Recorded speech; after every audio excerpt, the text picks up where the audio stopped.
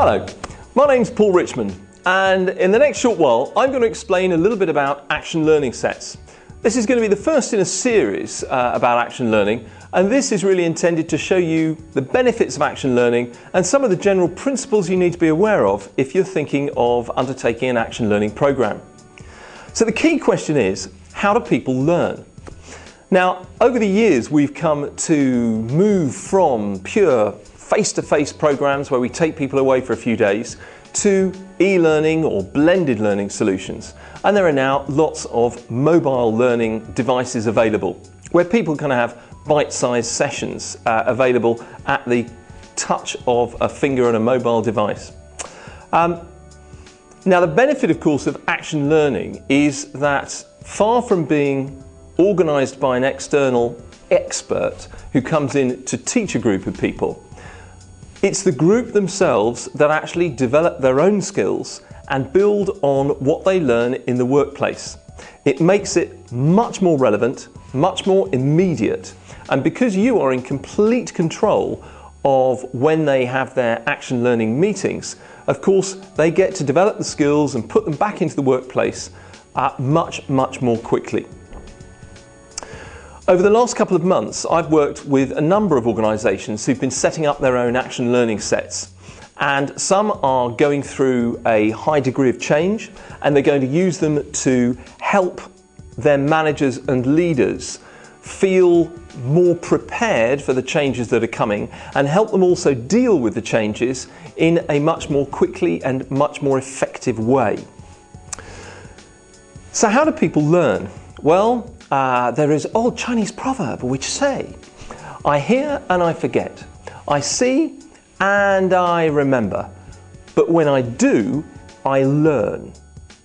And it's this principle that Reg Revans, who is the founder of Action Learning Sets, that's the principle that he really used to define the effectiveness of action learning.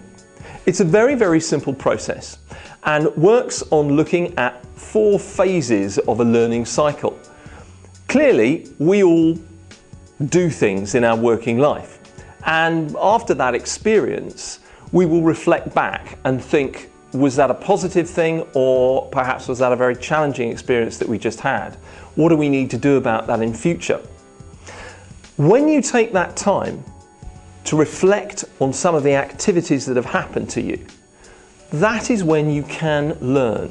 What I've found in the last 25 years helping businesses accelerate their performance is that in far too many cases, businesses charge in and do something, don't spend time reflecting on any of the learning that's come from it, and then bolt off and very often do the same thing again and make the same mistakes. So it's a critical step to pause and reflect on what just happened. When you have the learning, you can then plan how to do something different. All sounds fantastic theory, but of course it falls down when an individual does it on their own.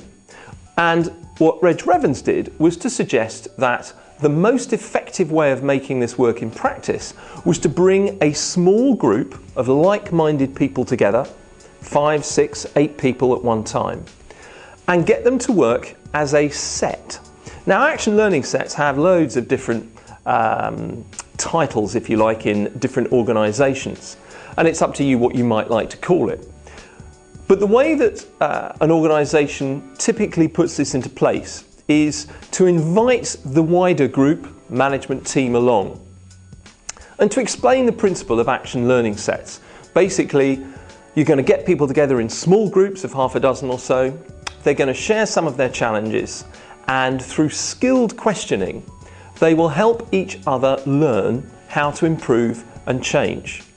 The result is that you will have much better performance management and you will get better results, more effectiveness, more efficiency. And then the key is let them have a go. It's all about experience.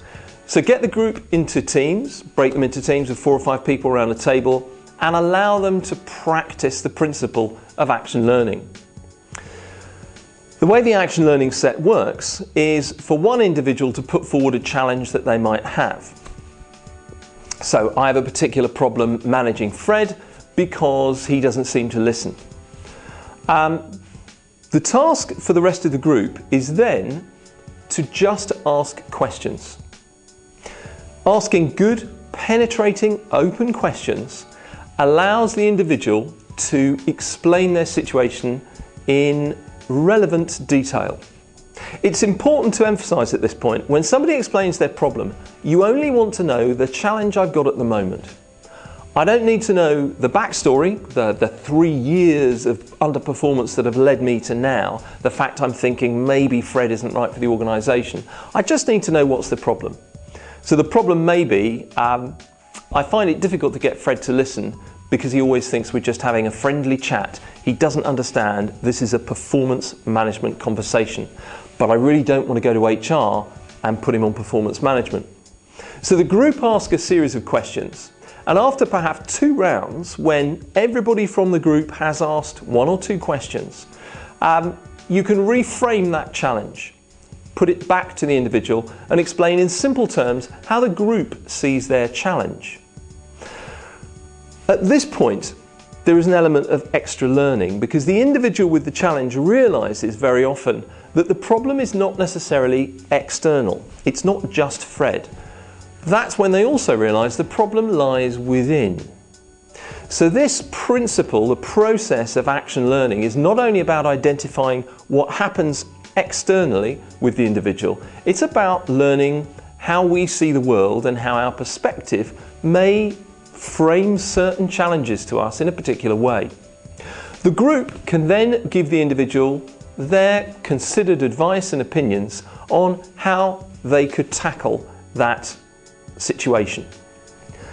At no point does anyone tell them this is what you do, but they'll phrase it in a way that says, if you tried this, there may be a different solution. Have you thought about X and approaching it that way? And the individual that's brought the challenge then has a great opportunity to thank the rest of the team, the action learning set, and praise anyone who's really asked good questions and made them sit back and reflect on something they'd not thought about before. And then off they go and they do something different. So in the action learning set, they listen to some advice and good questions, they learn a little bit about themselves and the situation, and they decide how to plan their next action. At the next action learning set, of course, everybody wants to know what was the outcome of the changed action. Did it have the desired effect? And so you usually begin your action learning set with a quick review around the group of what happened in the last month and what's been successful. But if you're setting this up for the first time, of course, you've still got your room full of people set in teams and they've all had a go for an hour or so in actually carrying this out.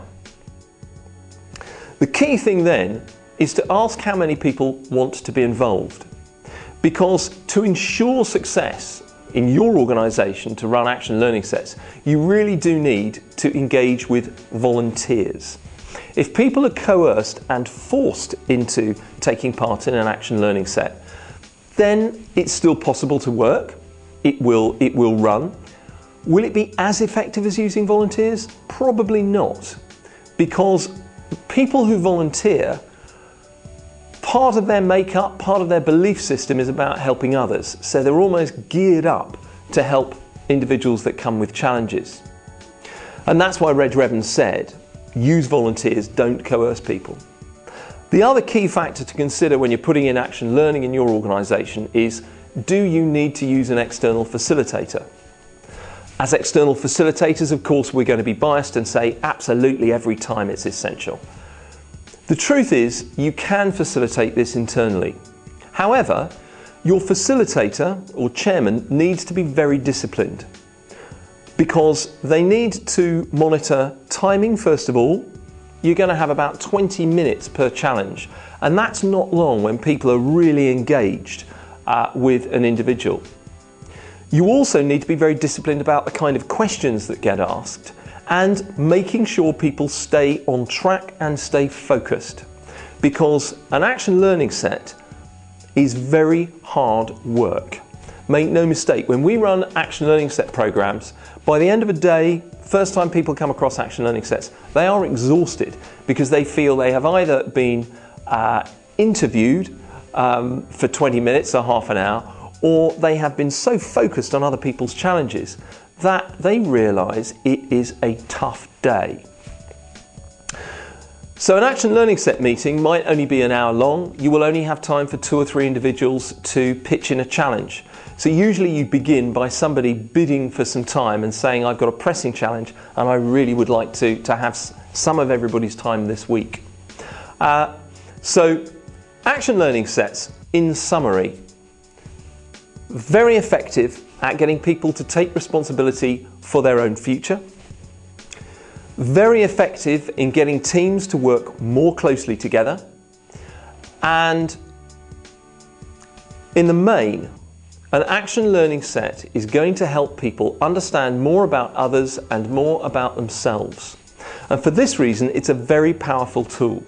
It is excellent at dealing with change, it's excellent at dealing with team challenges, and if you choose to have external facilitators, it means you get the very best out of your team because they remain focused for a couple of hours in that meeting with the care and guidance of somebody who can make sure it doesn't go off track and make sure that nobody dominates that team.